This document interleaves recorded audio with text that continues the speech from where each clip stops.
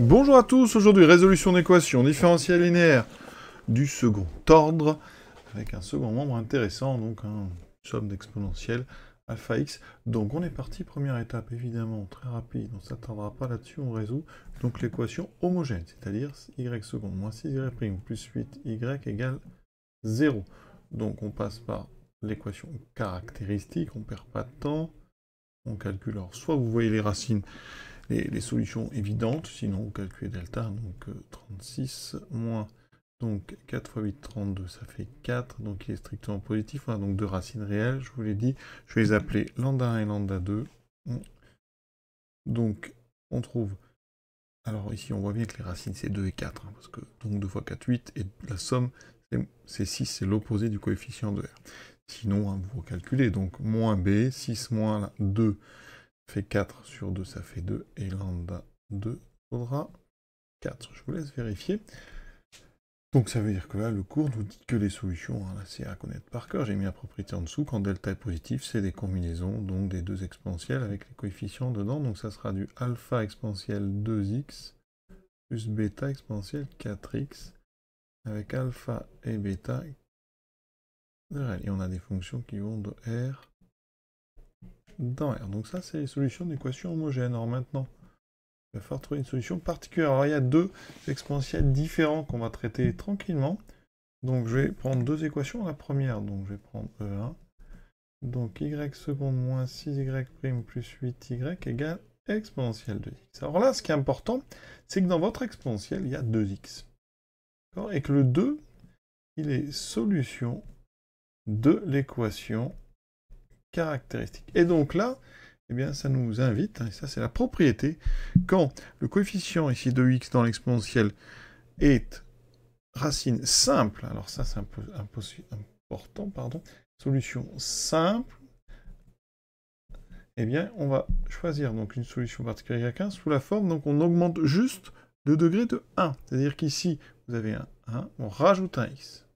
D'accord? On fait alpha, et on fait donc, alors je ne vais pas prendre alpha, j'ai déjà pris alpha pour... Je vais prendre a, donc x exponentielle 2x. Alors il y a un petit peu de travail de dérivation. Donc on a un produit. Donc je dérive d'abord à x, ça me fait a. Alors, ou alors je dérive d'abord l'exponentielle, donc j'ai un 2 qui sort, j'aurai donc 2ax. Et ensuite je dérive à x, ça fait plus a. Et on dérive une deuxième fois. Il faut savoir dériver ça très vite sans se tromper. Il y a un 2 qui sort, 4ax plus 2a, et je dérive une fois ça. Donc plus 2a exponentielle 2x. Il faut savoir dériver ça directement. Alors c'est simple quand on a l'exponentielle, parce qu'on factorise après à chaque fois par les exponentielles. Donc dedans, on écrit donc ax fois 2, parce que là il y a un 2 qui sort, et on dérive à x. Pareil ici, je le multiplie par 2, ce que j'avais avant, et je le dérive une fois. Et maintenant, il faut faire très attention. Donc là, y, dans l'équation, il y a un 8. Donc là, ça c'est fois 8. Les y' sont multipliés par moins 6, donc fois moins 6. Et le y', il y a 1, donc fois 1. Et on va tout regarder. On factorise tout par exponentielle 2x, et ça doit être égal à 1 fois exponentielle de x. Donc j'écris même pas les exponentielles, je regarde d'abord. Donc les termes en x. J'aurai 8, alors je vais mettre un x ici, j'aurai 8a. Ici, en x, j'aurai moins 6 fois moins 2a, donc moins 12a. Et ensuite ici, en x, j'ai 4a. Et vous remarquez que les termes en x disparaissent. Et heureusement, parce qu'à la fin, il faut que ça fasse 1. Donc les termes constants, j'ai un a qui est là, donc on fera moins 6, donc moins 6a, et j'ai une fois 2a, donc plus 2a, plus 2a, et ça va être égal à 1. Vous avez compris, j'ai simplifié les exponentielles.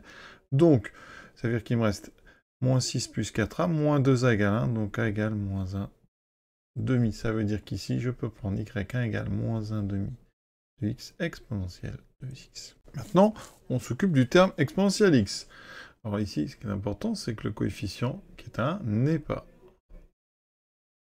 solution de l'équation caractéristique. D'accord? Et donc, on va chercher une solution particulière, y2, sous une forme beaucoup plus simple. Vous voyez, il n'y a pas de x devant. Donc ça sera, je vais mettre un b exponentielle x. Donc y', ça sera b exponentielle x, y seconde, ça sera b exponentielle x. Donc je mets tout ça, alors on rappelle, y est multiplié par 8, y' par moins 6, y par 1. D'accord? Donc, ça veut dire que les exponentielles, alors j'en aurai combien ici? 8b moins 6b plus b, et ça doit être égal à 1. Donc 8 est 1, 9 moins 3b égale à 1. B égale 1 tiers, donc on peut prendre y, donc 2, égale à 1 tiers d'exponentielle x. Et donc, principe de superposition, on peut prendre pour notre équation une solution particulière qui est la somme des deux.